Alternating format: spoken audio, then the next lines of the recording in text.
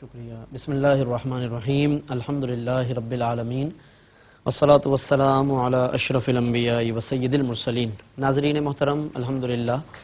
آج کے اس پروگرام میں جہاں اس تلاوت کے دوران سورۃ الاحزاب کی تکمیل ہوئی، اس کے ساتھ ہی سورہ سبا کی تلاوت کا آغاز بھی کیا گیا ہے،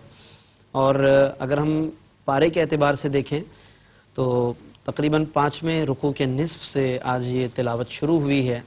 اور 9 رکوع الحمدللہ مکمل ہوئے ہیں، اور اس کے ساتھ ساتھ اس پارے کا نصف اول بھی مکمل ہوا ہے۔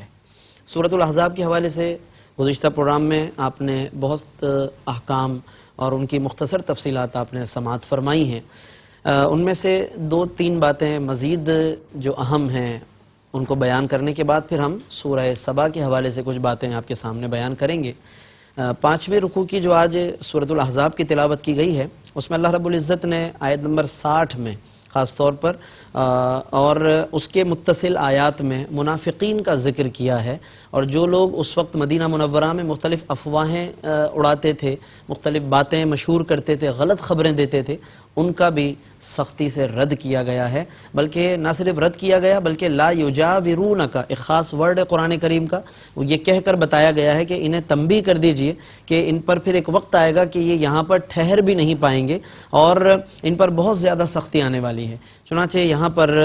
یہ بات سمجھائی گئی ہے کہ غلط خبریں مشہور کرنا، کوئی افواہ اڑانا، یا جس سے کہ اہل ایمان کو اذیت پہنچے، ماحول ڈسٹرب ہو، تو اس کی اجازت نہیں ہے۔ اس سے آج کے اس دور کے اندر ہمیں، جبکہ اب سوشل میڈیا اور میڈیا دونوں بہت زیادہ ایکٹیو ہیں، تو یہ میں سمجھتا ہوں کہ قرآن کریم کی اس آیت سے کہ جہاں والمرجفین کا ایک لفظ کہہ کر قرآن کریم میں غلط افواہیں دینے والوں کا رد فرمایا ہے اور ان کی مذمت اور ان پر تنبیہ فرمائی ہے، تو آج کے اس دور میں ہمیں یہ بات سمجھنی چاہیے کہ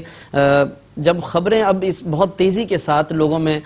پھیلائی جاتی ہیں اور بہت تیزی سے مختلف قسم کی نیوز دی جاتی ہیں، تو ہمیں اس بات کا اہتمام کرنا چاہیے کہ اس کے اندر احتیاط کا پہلو ملحوظ خاطر رہے، کہ جس سے لوگوں میں کوئی ڈسٹربنس نہ ہو، جس سے لوگوں میں کوئی بے چینی کو پھیلانا مقصود نہ ہو، بلکہ محض اس کا مقصد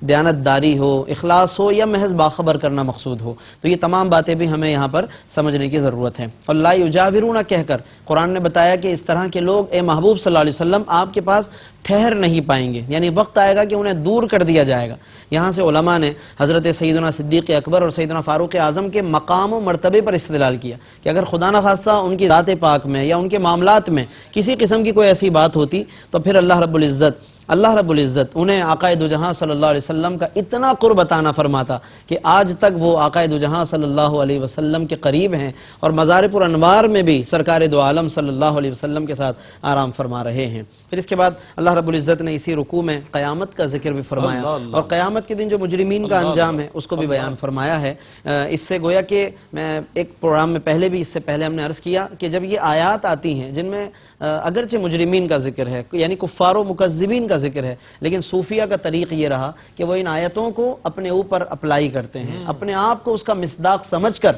پھر اللہ کی بارگاہ میں گریہ وزاری کرتے ہیں، اور یہ یقیناً قرآن پڑھنے اور اس کی تلاوت اور اس کے اندر غور کرنے کا ایک بہت اہم ترین گویا کہ اسلوب ہے۔ اس انداز سے ہمیں قرآن پڑھنا چاہیے کہ ہمیں محسوس ہو کہ یہ بات ہم سے کہی جا رہی ہے، ہم اس کے مخاطب ہیں، اور ہمیں گویا کہ یہ عذاب بتایا جا رہا ہے۔ بقول شاعر علامہ اقبال کے کہ تیرے ضمیر پہ جب تک نہ ہو نزول کتاب، گرہ کشاں ہے نہ راضی نہ صاحب کشاف۔ تو یہ مفسرین بھی تمہیں شاید نہیں سمجھا پائیں گے اگر تمہیں خود نزول کتاب تمہارے اپنے ضمیر پر محسوس نہ ہو۔ ناظرین، ہمیں ان تمام مضامین کو ضرور